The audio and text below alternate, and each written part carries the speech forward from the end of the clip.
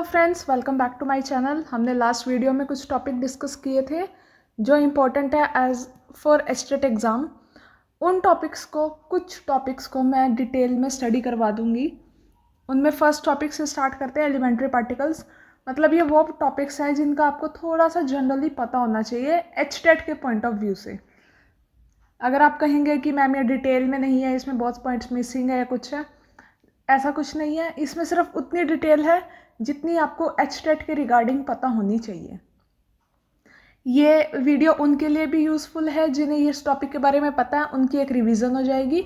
और जिन्हें इस टॉपिक के बारे में बिल्कुल नहीं पता है उन्हें भी देख लेनी चाहिए, क्योंकि उन्हें थोड़ा सा आइडिया हो जाएगा। हो सकता है एक या दो क्वेश्चन आ जाए, एक वीडियो से एक क्वेश्चन भी आ रहा है तो वो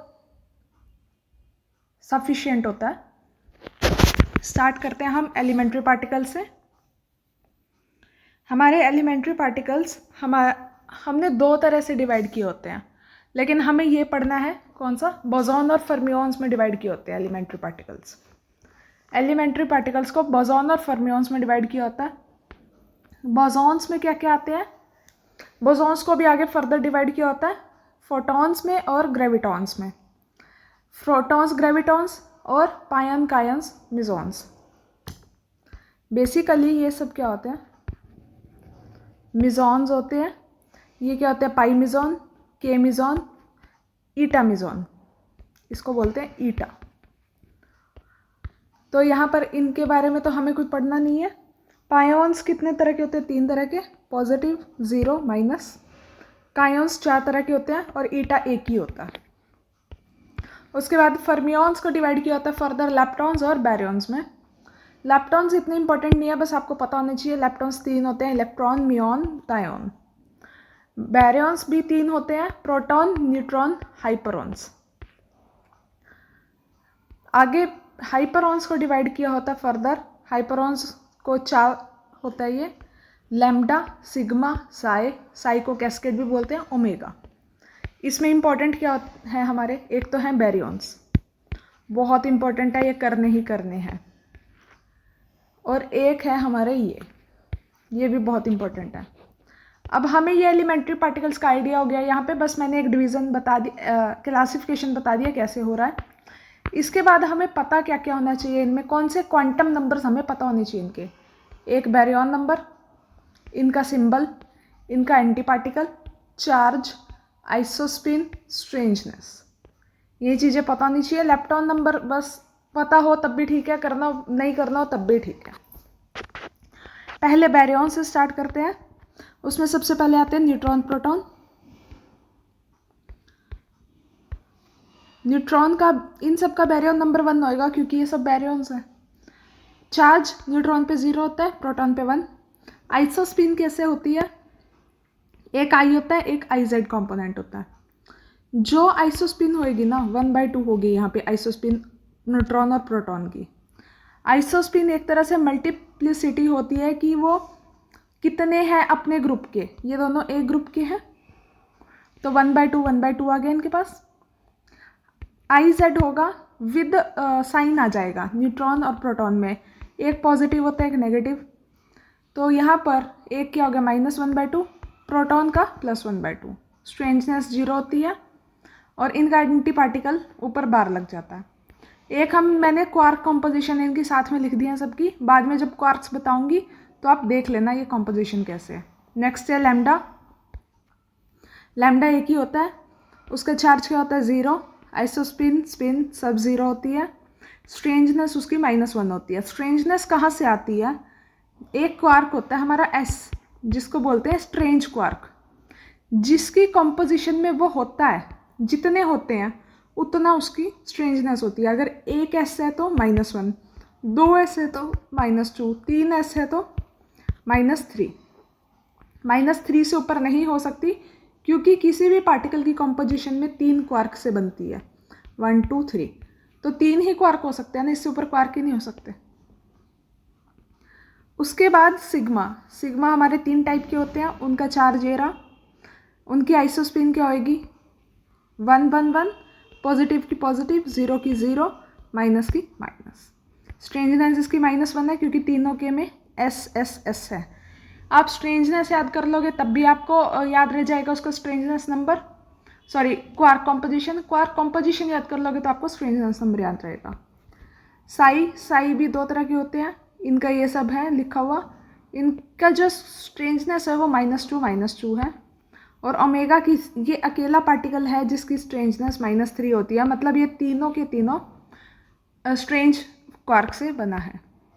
उसके बाद मिजॉन्स, दो ही इंपॉर्टेंट है अपने, बैरियॉन्स और मिजॉन्स, उनके बारे में पता होना चाहिए बस, इससे ज़्यादा कुछ करवाना नहीं है इनका। क्योंकि देखो एक या दो क्वेश्चन बनते हैं, एक ही क्वेश्चन आता है जनरली, कभी कभी, हर बार नहीं आता। लेकिन ये कह सकते हो कि ये जो पूरा टॉपिक करवाऊंगी ना, एलिमेंट्री पार्टिकल प्लस क्वार्क्स, दोनों में से एक में से क्वेश्चन आ ही जाता है, तो मिक्स क्वेश्चन हो जाता है एलिमेंट्री पार्टिकल्स का ये। मेजॉन्स क्या क्या होते हैं? पाई, कायोन, ईटा। पायोन्स में 3 होते हैं ये, इनके एंटी पार्टिकल क्या आएंगे? जैसे ये 3 है, ये पॉजिटिव है तो इसका एंटी पार्टिकल माइनस वाला है, ये नेगेटिव है तो इसका एंटी पार्टिकल प्लस वाला है, और ये 0 है तो इसका ये खुद एंटी पार्टिकल है। ये इसका एक याद रखना, ये वाला, ये इन दोनों के मिक्सचर से बनता है, यानी यू बार प्लस डी बार, ऐसे प्लस माइनस। कायोन्स 4 होते हैं, ये एक दूसरे के एंटी पार्टिकल्स होंगे, ये इनके स्पिन, और इनका स्ट्रेंजनेस ये होती है, और इनके क्वार्क नंबर, ये 2 क्वार्क से बनते हैं। देखो बैरियॉन्स और मिजॉन्स में क्या फ़र्क होता है? Baryons is the combination of 3 quarks, mesons is the combination of 2 quarks, ये भी फ़र्क होता है। ईटा और फाई, इनका सब कुछ 0 होता है, बस इनकी क्वार्क कॉम्बिनेशन ये होती है दोनों की। ठीक है, ये था। इनमें 2-3 पॉइंट्स देखने वाले। एक आगे आपके लेप्टॉन्स है, लेप्टॉन्स में कुछ नहीं होता, एक बैरियन नंबर इसका 0 होएगा, और कुछ ज़्यादा होता नहीं है लेप्टॉन्स में। दूसरी एक इम्पोर्टेंट पॉइंट ये याद रखना, हर पार्टिकल का एंटी पार्टिकल ज़रूर होता है, चाहे वो खुद को ही अपना एंटी पार्टिकल बना ले। जैसे कि एग्जांपल देती हूँ, यहाँ पर इसमें देखो, इसका एंटी पार्टिकल माइनस वाला, माइनस का एंटी पार्टिकल प्लस वाला, इसको कोई नहीं मिला तो इसने खुद को अपना एंटी पार्टिकल बना लिया। तो आगे है हमारे क्वार्क्स। क्वार्क्स हमारे 6 टाइप के होते हैं। सबसे पहले हमारे ये 2 क्वार्क आए थे, अप एंड डाउन, लेकिन हमारे फिर कुछ पार्टिकल्स में कुछ अलग चीज़ें दिखने लगी थी, तो उसकी वजह से एक स्ट्रेंजनेस दिखने लगी थी, उसको एक नया क्वार्क ढूंढा गया, स्ट्रेंज।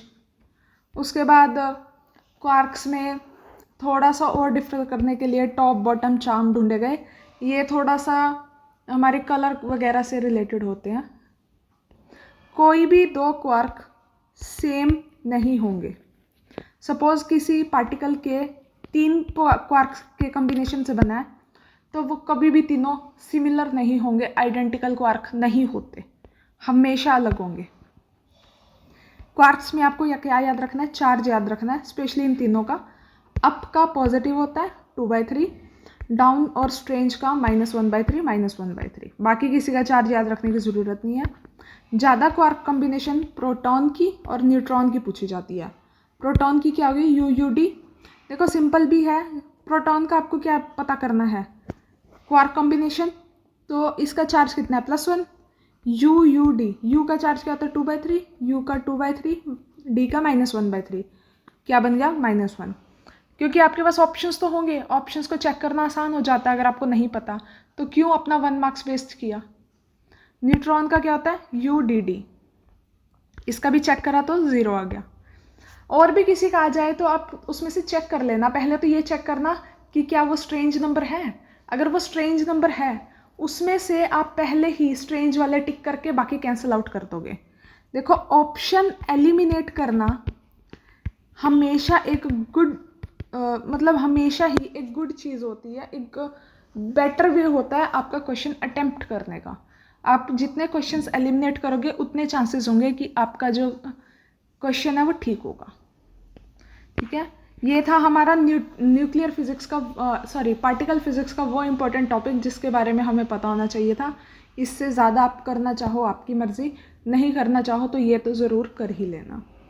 इसके बेसिस पे जो क्वेश्चंस मुझे मिलेंगे उनकी भी वीडियोस मैं साथ साथ बनाती रहूँगी, लेकिन जितना मेरे पास मैटर कलेक्ट हो जाएगा उतना मैं आपको प्रोवाइड करवा दूँगी। HTET तक जितनी वीडियोस आप देखो उतनी कम है।